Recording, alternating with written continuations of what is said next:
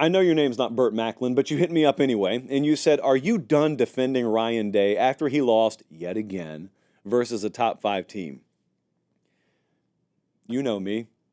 You know that I'm probably one of the last to punt on some of these guys. What are we talking about right now? Am I done defending Ryan Day? Well, my defense of Ryan Day has sounded a little something like this. I think he's one of the better head coaches in the country. I think he is uniquely qualified and well cut out for the job he has. So if that's defending him, yeah, I guess I'm still going to defend him. Even after he lost, I was there, Burt Macklin. I was there. I stood right there. I watched him. Fall short against Oregon. I think what I saw is them lose a 1-point game against what I think is a top 5 team in the toughest environment I've been in so far this year. I think that's what I watched. Not exactly grounds to hit the dump button and just take the floor out from beneath someone's feet. At least that's not how I view the game or the sport. So I'm all in on Ryan Day still. I'm all in on Ryan Day as the head coach at Ohio State because of how close they are. Now, Ohio State fans or anyone else could come back at me and you could say, well, what are you still all in on Ryan Day for? How close they are? What are you talking about? We're Ohio State. We don't just want to be close. We want to win. Well, I never said you just want to be close. You misunderstood what I'm saying. I said I'm all in on Ryan Day because of how close they've been for a while. Josh, that doesn't prove anything, though. They're close. How does that prove he can win something? Well, it doesn't. It doesn't. I think he can win something. I think he could win a national title. I don't have proof because how could you have proof under those pretenses until he's holding the trophy? We don't have proof, right? Like I think Landon could win one. I don't have proof that he could do it. I thought for a long time Kirby Smart could win one. And by the way, folks down south were telling me he couldn't win the big one. The whole Ryan Day, Kirby Smart correlation is fascinating because no one out there has the stones to admit they used to run their mouth about Kirby Smart. Kirby Smart gets to Georgia in 2016 and 17, 18, 19, 20. He keeps on running into Alabama. He keeps on losing to Bama. And folks keep on saying, man, he can't win the big one.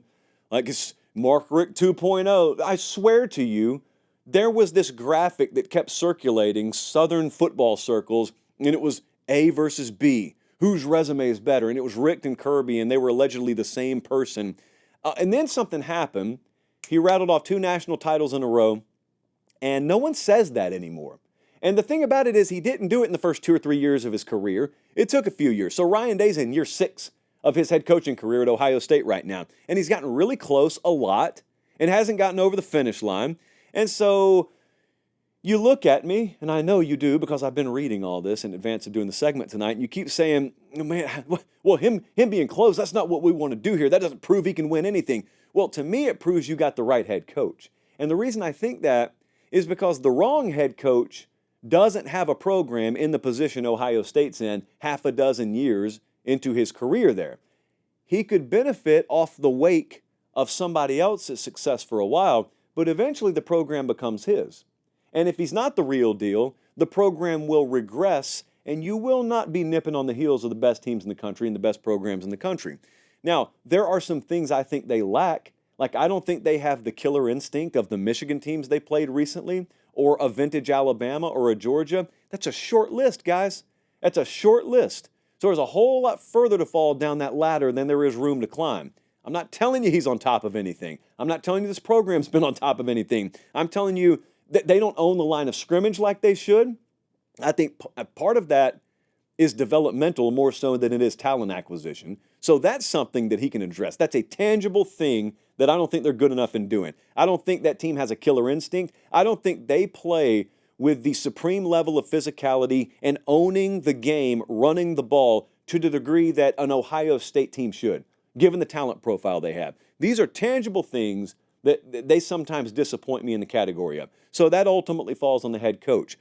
We are talking about splitting hairs here because the bottom line is all that stuff about this year's team could be the same. They could have gone to Oregon and won last year.